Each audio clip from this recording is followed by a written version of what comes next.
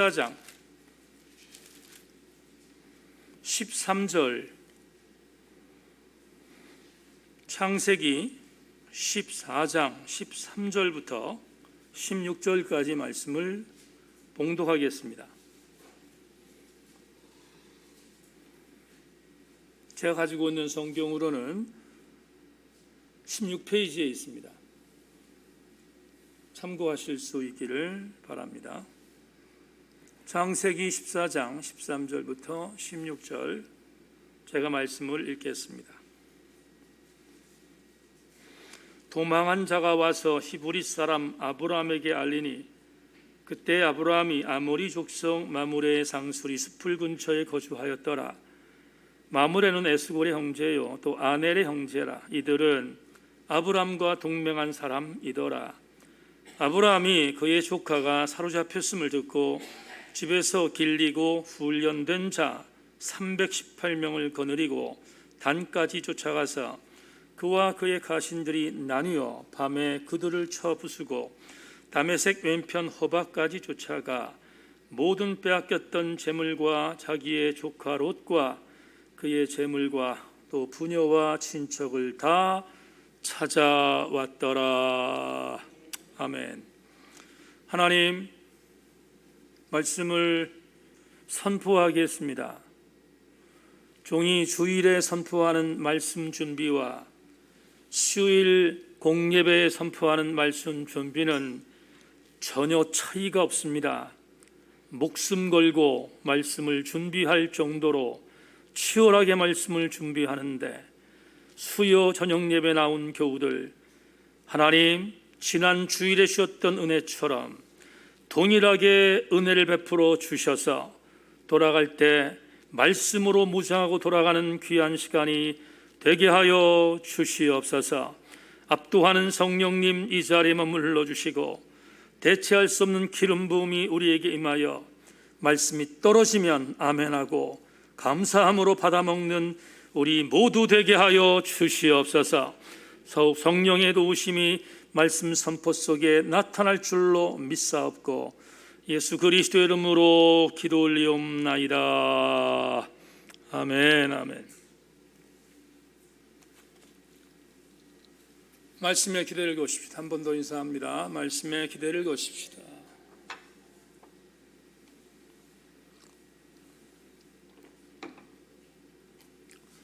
오늘 여러분과 창세기 54번째 강해의 제목으로 함께 나눌 제목은 언제나 준비되어 있어야 한다, 이런 제목을 갖고 말씀의 은혜를 나누겠습니다. 줌으로 예배를 드리는 지체와 유튜브로 예배 드리는 지체들도 말씀에 집중해 주실 수 있기를 부탁합니다. 1988년 12월에 부산의 모 교회로 전담 사역자로 청빙받고 부임했습니다. 그리고 난 이후 1989년 11월에 밀양에 있는 대곡교회 담임 목회자로 부임하기까지 전담 사역자로 11개월 동안 부산에 있는 모 교회를 섬겼습니다. 부교육자로 사역한 12개월을 뒤돌아보면 직책은 전담 전도사였지만 실상은 담임 목사님의 방어막이 역할을 하면서 11개월을 보냈다, 이렇게 말씀드릴 수 있을 것 같습니다. 당시 제가 섬기던 부산의 모 교회는 40대 중반의 아주 젊은 담임 목사님이 부임했고 사역을 감당하던 잘 나가던 교회 중에 하나였습니다. 그래서 부산 지방에 있는 여러 교회 중에서 약 5번째 손가락에 들어가는 그런 교세가 있었던 교회였기 때문에 부산에 있었던 성결교단에서 나름대로 이름이 있는 교회 중에 하나였습니다. 문제는 부임하고 나니까 교회가 시끄럽다는 것을 알게 된 것입니다. 왜 이 교회가 시끄러운가를 전담 전수 사역으로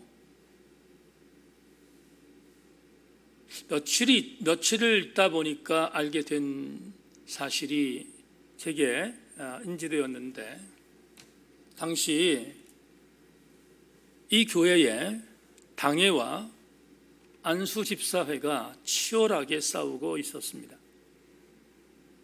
싸울 만한 근거는 당회원들이 교회 재정을 착복했기 때문입니다.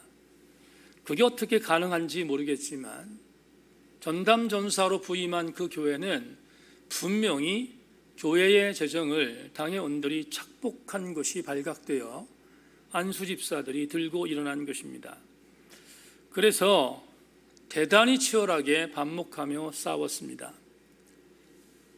문제 해결이 보이지 않자 부임한 담임 목사님이 본인이 사의를 표하겠다고 말했고, 사의를 표하는 것으로 일단락하는 것으로 봉합되는 것처럼 보였지만, 제가 부임하여 담임 목사님을 돕던 11개월 동안 정말 기가 막힌 꼴들을 많이 보았던 그런 경험이 지금도 새록합니다. 사정이 이러다 보니까 사역하던 11개월 동안 저는 담임 목사님을 보필하는 일도 버거운데 이중적인 고통에서 허덕이고 또 허덕이는 정말 지옥 같은 경험들을 11개월 동안 치열하게 경험했습니다. 당회는 당회대로, 안수집사는 안수집사의대로 제게 우리 편이 되어달라고 하는 그런 반강제적인 압박들이 임했습니다. 제게 가장 중심이 됐던 것은 그들과의 관계가 아니었습니다. 저는 담임 목사님을 돕기 위해서 간 전담 전도사였기에 모든 사역의 집중을 담임 목사님 사역을 돕는 일에 올인했습니다. 예를 들자면 일주일 동안 담임 목사님의 사역의 동선과 목회 스케줄이 나옵니다. 그러면 그 목회 스케줄과 동선에 따라서 일주일 전부터 계획을 짜기 시작합니다. 그리고 아침 조회 시간에 월요일 날 쉬는 날을 보내고 화요일이 되면 아침 조회 시간에 담임 목사님의 사역 스케줄과 그리고 동선에 대한 내용들을 점검해서 이런 방법으로 목사님 사역을 진행하시면 될 것입니다 하고 기한을 제출했습니다. 담임 목사님이 굉장히 많이 흡족해 하셨던 기억이 지금도 있습니다. 교회가 시끄러웠기 때문에 어떻게 하면 담임 목사님을 돕는가에 최선을 다했기 때문에 제가 별 쉴 틈이 없었습니다. 예를 들자면 신방을 해야 되는 일이 있으면 신방을 할 때 당회와 안수집사가 겹치지 않도록 했습니다. 그리고 부교육자들이 설교를 하게 되는 경우에는 100% 담임 목사를 지켰습니다. 이것은 마땅히 전담 전사가 해야 할 일이라고 믿었기 때문입니다.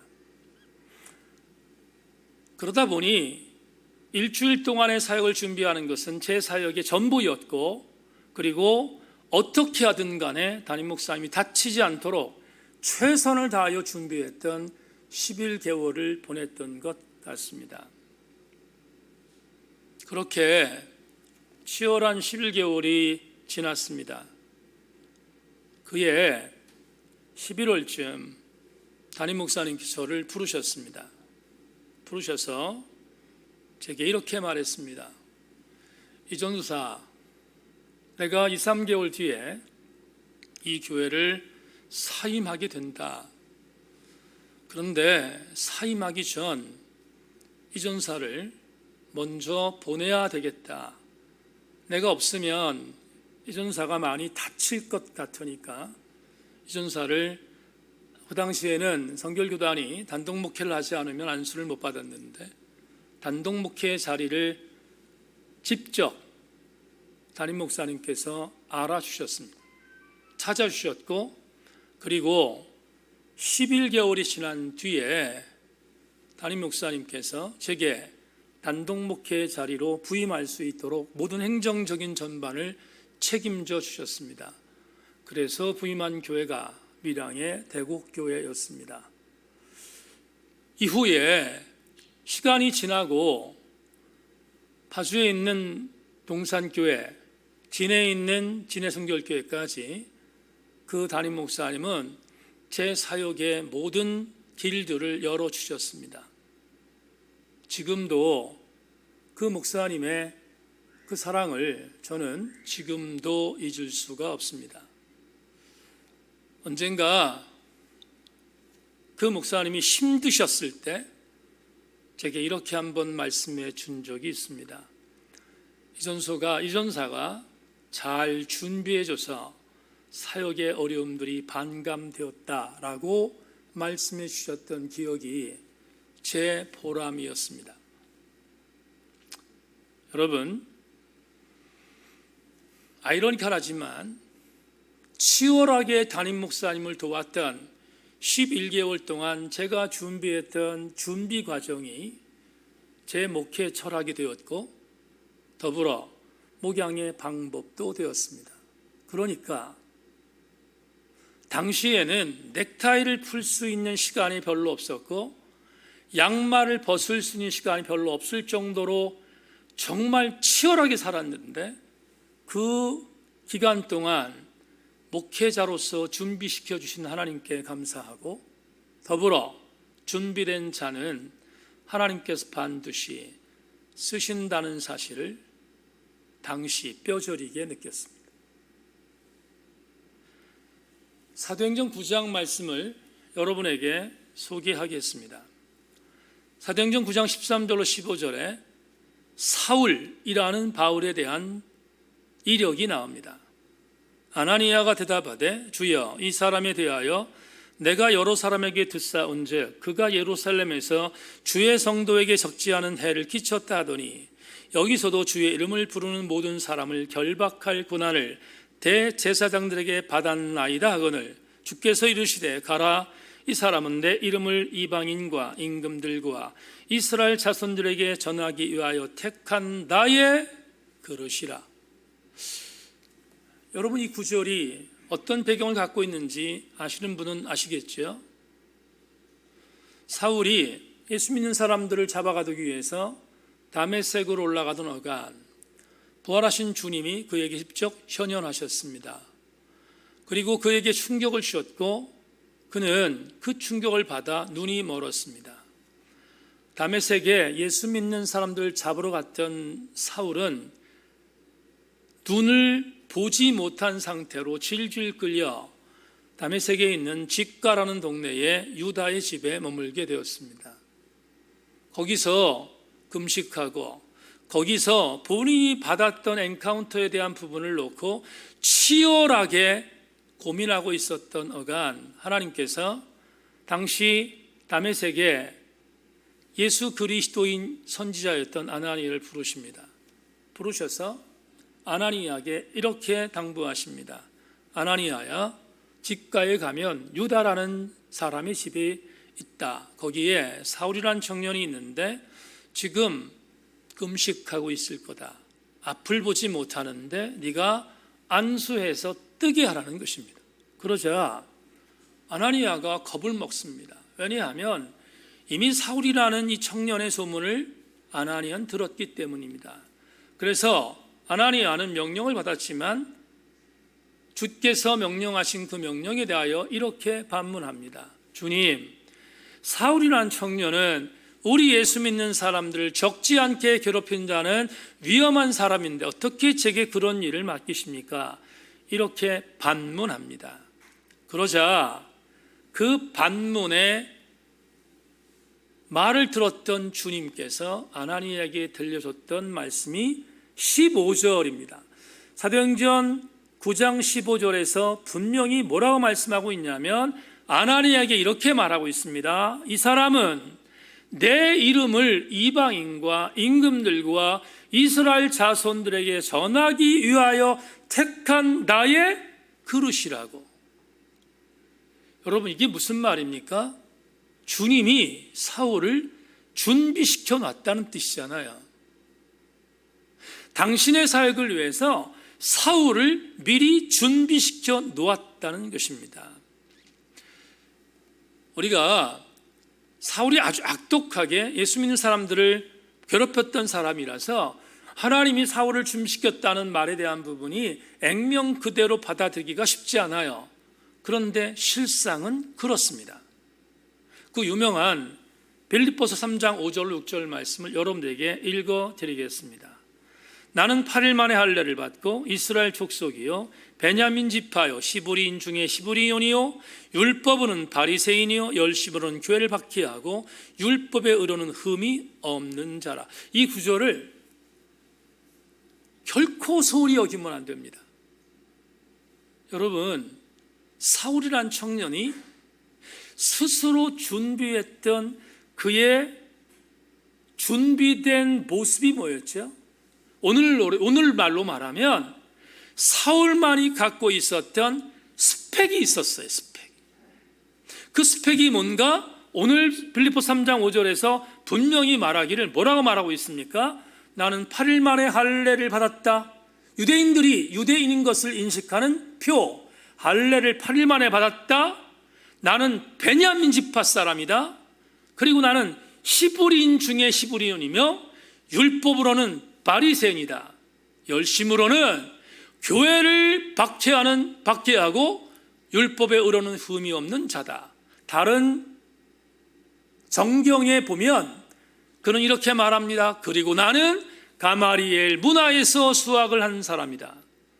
얼마나 철저한 스펙이 있었는지 성경은 우리에게 제시하고 있습니다. 그러면 굉장히 중요한 의미를 여러분과 나누고 싶은데, 사울이 본인 스스로가 갖고 있었던 여러 가지 영적인 스펙들, 그 스펙들을 주님이 소홀히 여기지 않으셨다 이 말이에요. 왜 주님이 그 스펙들을 소홀히 여기지 않았을까? 사울이 갖고 있었던 그것들을 하나님 나라의 사역을 위한 준비로 보았다 이 말이에요. 그래서 오늘 우리가 이 본문을 함께 나누겠지만 한 가지 중요한 사실을 알게 됩니다. 하나님은 아무나 사용하지 않으십니다. 하나님은 준비된 자를 사용하십니다. 오늘 본문을 보더라도 적확합니다. 롯이 엘람 그돌라오멜에게 체포당해서 인질로 끌려갔습니다.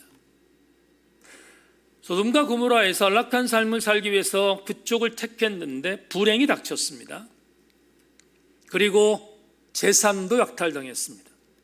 신변의 위협은 물론이거니와 그가 애지중지했던 모든 재산도 약탈당했습니다. 롯에게는 희망이 끊어진 것입니다. 그런데 놀라운 사실은 소돔에 살고 있었던 어떤 사람이 헤브론으로 찾아옵니다. 헤브론에 누가 있었습니까? 아브라함이 있었습니다. 그돌라오멜이 지금 우크라이나가 초토화됐던 것처럼 그돌라오멜이 소돔을 초토화시킬 때 간신히 살아남았던 어떤 사람이 헤브론으로 찾아와서 아브라함을 만납니다. 오늘 본문의 시작입니다. 13절 자막 보십시오. 도망한 자가 와서 히브리 사람 아브라함에게 알리니 그때에 아브라함이 아모리 족속 마므레 상수리 숲을 근처에 거주하였더라. 마므레는 에스골의 형제요 또 아넬의 형제라. 이들은 아브라함과 동맹한 사람이더라. 두 가지가 나오고 있는데요.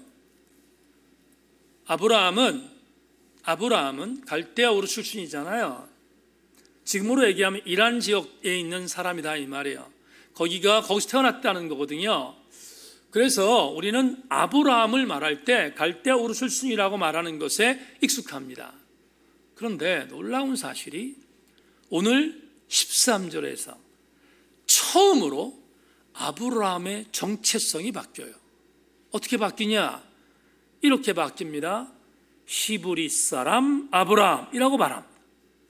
히브리 사람이란 말을 처음으로 쓴 구절이 오늘 본문 13절입니다. 왜 이게 중요한가? 이제 히브리라는 단어를 여러분에게 소개하겠습니다. 우리 이스라엘 백성들을 히브리 사람, 히브리 사람이라고 얘기하잖아요. 다시 말하면 아브라함이 이스라엘 공동체에 속한 사람이라고 인정받은 첫 번째 구절이다 이 말이에요. 오늘 본문 13절이. 그런데 학자들이 말하기를, 여러분 사도행전 17장에 크리스티아노스라는 이 말, 그리스도인이란 이 말을 안디옥에 있었던 그리스도인들에게 예수 믿지 않던 사람들이 불러줬던 것처럼 이 히브리라는 단어는 이스라엘 백성이 아닌 사람들이 불러주는 거예요. 다시 말하면 소돔에 살았던 어떤 사람이 아브라함을 찾아왔어요. 찾아왔는데 창세기 기자가 뭐라고 표현하고 있냐면, 그 사람의 관점으로 바라볼 때 아브라함은 어느 나라 어떤 출신 사람이냐면 히브리 사람이었다. 다시 말하면 히브리는 이스라엘을 상징하는 의미인데, 여러분 창세기 10장 강의를 여러분에게 다시 한번 잠깐만 언급하겠습니다. 창세기 10장을 강의할 때 제가 이 히브리라는 단어를 언뜻 비친 게 있어요. 잊어버렸겠지만 제가 복귀하겠습니다.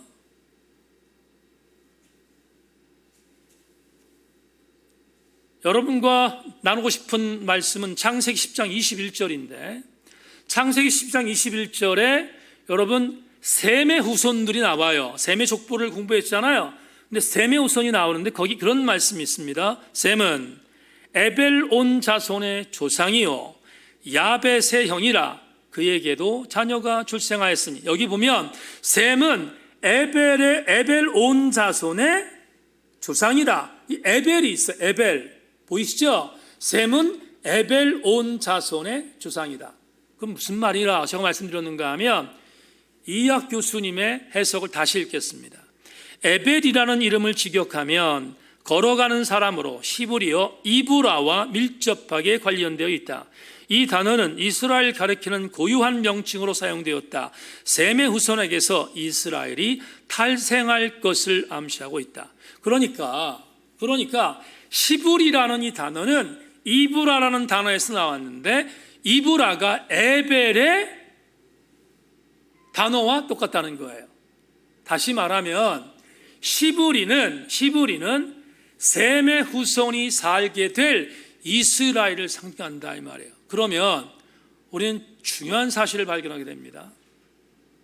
아브라함이 셈의 후손이라면, 히브리 백성이라면, 아브라함이 이스라엘을 통하여서 이방인을 구원할 믿음의 조상이 된다고 말하는 것에 대하여 전혀 하등의 문제가 없다 이 말이에요. 여러분, 아브라함은 하나님께서 계획하신 인류 구원을 위한 도구였다 이 말이에요. 왜? 그가 히브리 사람이었으니까. 히브리 출신이었다고 본문이 말하고 있으니까, 히브리 사람의 원조였던 아브라함은 하나님께서 이스라엘 신앙 공동체를 통하여 인류를 구원할 사건에 대하여 쓰임받는 도구가 되었다는 것은 하등의 문제가 없다는 사실을 오늘 본문 13절에서 우리는 알게 됩니다. 더 중요한 것은 이렇게 히브리 민족의 정체성을 갖고 있었던 아브라함이 오늘 본문을 보면 지금 소돔에서 극적으로 살아남았던 어떤 사람에게 소식 하나를 들었는데, 자기의 피부치였던 조카 롯이 소돔에서 그돌라오멜에게 공격을 당하고 약탈당하고 지금 인질로 잡혀갔다는 이야기를 들었습니다. 그 이야기를 들은 거예요.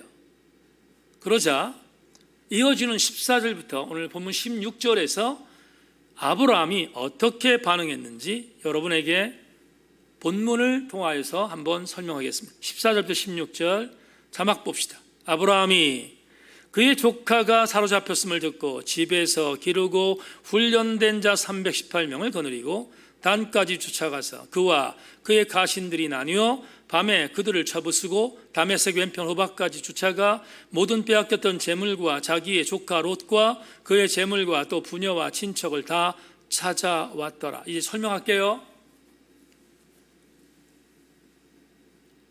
적어도 롯과 같이 생활하다가 극적으로 살아남았던 어떤 사람이 큰아버지 아브라함에게 찾아와서 당신의 조카가 이런 꼴을 당했다는 소식을 전해주자 오늘 창세기 기자는 이렇게 보고합니다.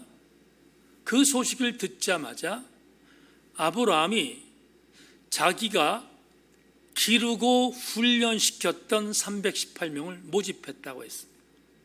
오늘 여기 본문에 14절에 집에서 기르고 훈련된 자라고 되어 있는데 이 사람들이 318명이라고 이야기를 합니다. 그런데 그 318명이 그돌로오멜의 군대를 추격해서 쫓아가서 롯을 구출해 왔다. 이게 오늘 본문이잖아요. 그럼 우리가 한 가지 질문을 해야 돼요. 어떤 질문을 해야 되냐면 도시국가의 왕이었던 그돌로오멜을 집에서 훈련받은 318명이 이겼어? 이게 말이 돼? 라고 질문할 수 있어요. 근데 말이 됩니다. 왜 말이 되냐면 집에서 기르고 훈련된 자라고 하는 이 훈련된 자라는 히브리 하니크는 어떤 의미를 갖고 있냐면 정예 군사입니다. 그냥 어중이 떠중이 군사가 아니라 정예 군사입니다. 정예 군사. 하니크는 정예로 훈련된 자들입니다. 그리고 또 한 가지, 우리 기드온의 300용사를 알잖아요. 하나님의 역사는 300명을 갖고 12만 명을 이긴단 말이죠. 무슨 말인가 하면 318명이라고 하는 이 군사의 요건은 하나님께 붙들렸다는 것을 전제할 때 도시국가의 싸움에서 지지 않았다 이 말. 다시 말하면 이 아브라함이 훈련시켜서 그돌로오멜을 추격했던 이 318명의 군대는 마하나임이었어요. 마하나임이 뭐지요? 하나님의 군대입니다. 하나님의 군대는 318명으로 도시국가를 물리치는 것이 절대로 어렵지 않다는 사실을 오늘 본문이 우리에게 알려주고 있습니다. 그리고 그들은 본인이 약속했던 땅이, 하나님께서 약속했던 땅이었던 지경의 가장 북쪽에 있었던 단까지 올라가서 단까지 추격해서 해피엔딩으로 본문을 마감해요. 어떻게? 추격해서 밤에 급습해서 3분대로 공격하여 전쟁을 이깁니다. 하나님의 방법으로 이겼어요. 이긴 뒤에 조카 롯은 물론이거니와 그의 식솔들을 구출해 오는 장면까지가 오늘 본문 메시지의 줄거리입니다. 여러분 16절 다시 한번 볼까요? 해피엔딩의 구절 보겠습니다. 16절 모든 빼앗겼던 재물과 자기의 조카 롯과 그의 재물과 또 부녀와 친척을 다 찾아왔더라. 여기까지가 본문입니다. 자, 이 본문을 여러분들에게 좀 세밀하게 말씀을 드렸는데 한 가지 문제를 제기하겠습니다. 이런 생각 한번 안 해보셨습니까? 조카 롯은 얄팍한 마음을 갖고 큰아버지를 떠났습니다. 어떤 의미로 바라보면 아브라함에게 있어서는 아주 괘씸한 놈입니다. 누가? 롯이 괘씸한 놈일 수 있잖아요. 그런데 아브라함은 조카 롯이 떠난 뒤에 우리 공부했죠? 함께 우리 나눴죠? 은혜를 받았죠? 조카 롯이 떠난 뒤에 아브라함에게 하나님이 찾아오셨어요. 찾아오셔서 하나님께서 아브라함에게 복을 주신다고 약속했습니다. 나는 너와 함께 할 것이고 너의 후손들을 많게 할 것이고 내가 밟는 모든 땅들을 너에게 줄 것이라고 하나님 축복하셨잖아요. 그러면 그때부터 아브라함은 하나님이 강력한 백그라운드야. 이해하셨습니까? 그때부터 조카 롯은 떠났지만 하나님이 가장 강력한 백그라운드가 되었단 말이죠. 그러면 아브라함은 하나님이 백그라운드가 되었다는 그거 한 개만 갖고라도 그의 영적인 상태가 방만해질 수 있는 가능성이 있어요. 왜? 이제 하나님 나를 도우셔. 하나님 나를 도우시기에 누구도 나를 대적할 수 없어. 그래서 영적인 긴장감을 갖고 그는 방만하며 흐트러질 수 있는 가능성이 농후했던 사람일 수 있습니다. 충분히 개연성이 있습니다. 그런데 놀라운 사실이 뭐죠? 오늘 창세기 기자의 보고에 의하면 방만하지 않았어요. 아브라함은 흐트러지지 않았어요. 아브라함은 도리어 하나님이 나와 함께 하신다고 하는 그 사실을 알고부터 그는 영적인 고삐를 더 조였어요. 그리고 긴장했어요. 이제부터는 하나님 나를 돕지만 내가 해야 할 사역을 감당해야 돼.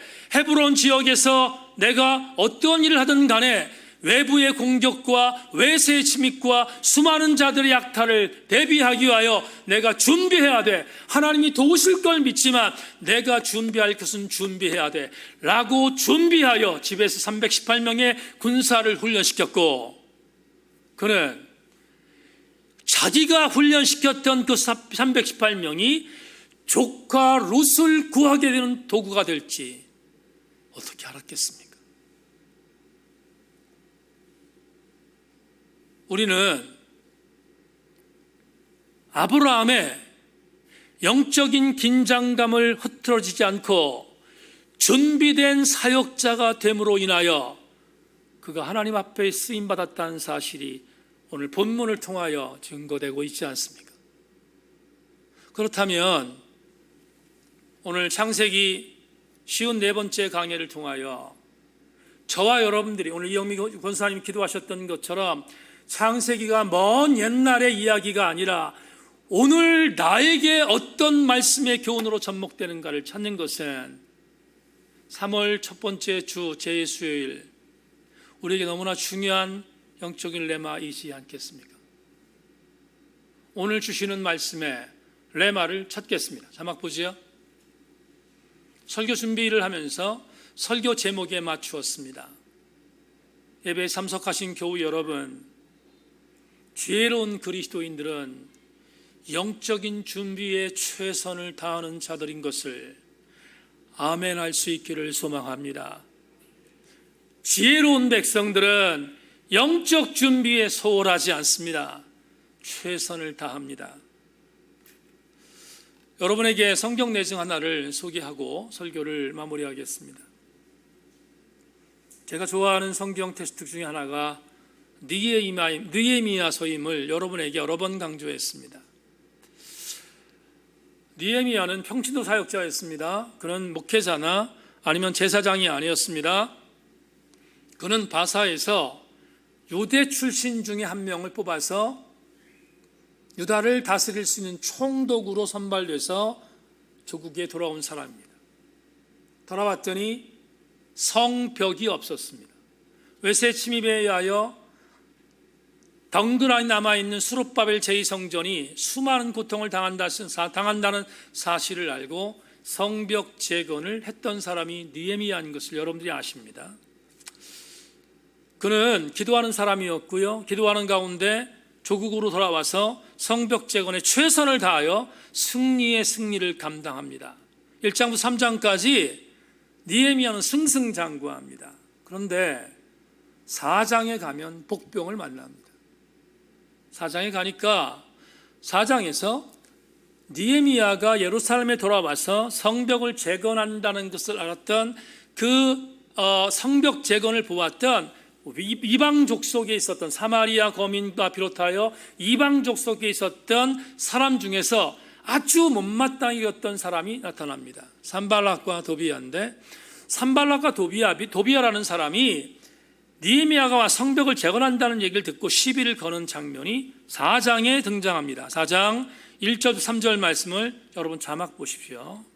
산발랏이 우리가 성을 건축한다함을 듣고 크게 분노하여 유다 사람들을 비웃으며 자기 형제들과 사마리아 군대 앞에 일러 말하되 이 미약한 유다 사람들이 하는 일이 무엇인가? 스스로 견고하게 하려는가? 제사를 드리려는가? 하루의 일을 마치려는가? 불탄 돌을 흙무더기에서 다시 일으키려는가 하고 암몬 사람 도비아는 곁에 있다가 이르되 그들이 건축하는 돌 성벽은 여우가 올라가도 곧 무너지리라 하더라.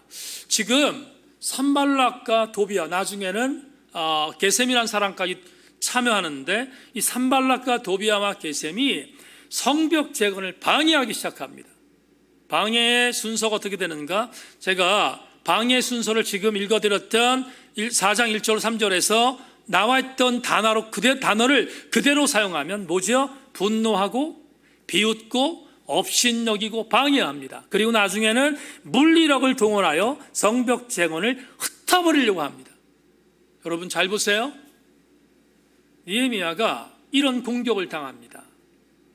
그런데 공격을 당할 때 이 공격을 어떻게 이겼는지, 제가 여러분에게 성경을 지금부터 빠른 속도로 읽을 것입니다. 여러분 자막 보시면서 따라오셔야 되는데, 산발락과 도비아와 게셈이 성벽 재건을 방해할 때 느헤미야가 어떤 방법으로 이 위기를 극복했는지를 지금부터 제가 빠른 속도로 읽을 건데 여러분 자막을 보시기를 바랍니다. 무려 6번에 걸쳐서 그가 승리한 내용들이 보고되고 있는데요. 먼저 9절, 느헤미야 4장 9절, 우리가 우리 하나님께 기도하며 그들로 말미암아 파수꾼을 두어 주야로 방비하는데, 4장 13절, 내가 성벽 뒤에 낮고 넓은 곳에 백성이 그들의 종족을 따라 칼과 창과 활을 가지고 서 있게 하였고, 16절, 그때부터 내 수하 사람들의 절반은 일하고 절반은 갑옷을 입고 창과 방패와 활을 가졌고 민장은 유다족 온족속 위에 뒤에 있었으며, 17절부터 18절, 성을 건축하는 자와 짐을 다루는 자는 다 각각 한 손으로 일을 하며 한 손에 병기를 잡았는데, 건축하는 자는 각각 허리에 칼을 차고 건축하며 나팔 부는 자는 내 곁에 섰었느니라. 마지막으로 22절부터 23절, 그때 내가 또 백성에게 말하기를 사람마다 그 종자와 함께 예루살렘 안에 살지니 밤에는 우리를 위하여 파수하겠고 낮에는 일하리라 하고, 나나 내 형제들이나 종자들이나 나를 따라 파수하는 사람들이나 우리가 다 우리의 옷을 벗지 아니하였으므로 물을 기르러 갈 때에도 각각 병기를 잡았느니라. 여러분 무슨 말인지 설명하겠습니다. 성벽 재건을 방해하는 산발락과 도비아와 게셈의 공격에 느헤미야는 전방과 후방을 모두 준비함으로 막았다 이 말이에요. 성벽을 건축하는 전방 일선을 놓지 않았습니다. 그런데 산발락과 게셈과 도비아가 공격하는 그곳에는 후방에 무기를 놓지 않았어요. 여러분, 성벽을 재건하는 것도 힘이 드는데 무기를 놓지 않았다는 사실을 보면서 느헤미야 4장의 역사가 우리에게 주는 대단히 중요한 교훈이 있습니다. 하나님의 전 역사는 절대로 내 스스로를 무너뜨리거나 방만할 때 일어나지 않고 철저하게 준비할 때 승리한다고 우리에게 알려주고 있습니다. 그게 영적인 전방이든 후방이든 상관없이 하나님은 전후방에 대하여 영적으로 철저히 준비한 자만 사용하시며 또 그들을 통하여 이기신다는 것을 느헤미야 4장이 우리에게 알려주고 있습니다. 오늘 롯의 이야기를 했습니다. 아브라함의 이야기를 했습니다. 사울의 이야기를 했습니다. 공통분모가 있습니다. 롯을 구원하기 위하여 하나님께 쓰임받은 자 아브라함은 철저하게 준비된 자였고, 하나님의 아름다운 이방을 위한 구원의 사도로 부름받았던 그릇 사울도 철저히 준비된 자였고, 예루살렘 성벽 재건을 위하여 엄청난 적역사를 감당했던 느헤미야도 철저하게 준비된 자였다는 공통분모입니다. 그렇다면 오늘 설교를 마감하면서 우리 교우들과 함께 각인하고 싶은 교훈이 있습니다. 나도 영적으로 준비되어야 하나님이 쓰십니다. 내가 영적으로 준비되어 있지 않으면 하나님이 쓰고 싶어도 쓰실 수 없습니다. 왜냐하면 하나님은 그를 통하여 이기시지 못하기 때문입니다. 말씀 맺겠습니다.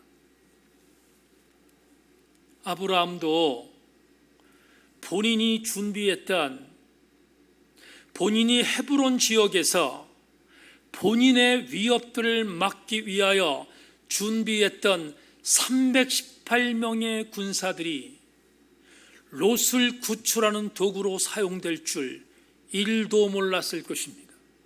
그런데 하나님의 역사는 엄청납니다. 아브라함이 개인을 위하여 준비했던 영적 준비의 도구를 롯을 구원하는 도구로 사용했다는 것은 이런 은혜가 있습니다. 하나님께서 오늘 저와 여러분이 영적으로 준비하고 있는 것들을 통하여 하나님의 위대한 일을 행하시지 않겠습니까?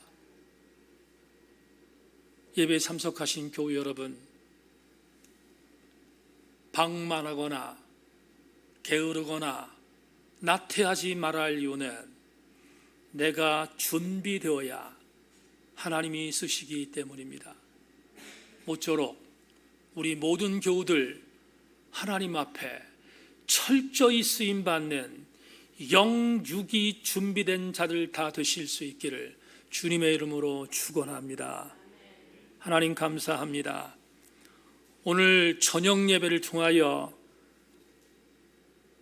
롯을 구출했던 아브라함의 준비된 영성을 나누었습니다. 존귀하신 주님, 우리 세인 공동체에 속해 있는 모든 지체들도 단 한 명의 예외 없이 영도 육도 흐트러지지 않고 잘 준비되어 하나님이 마음껏 자유자재로 쓰시는 도구들 되게 하여 주시옵소서.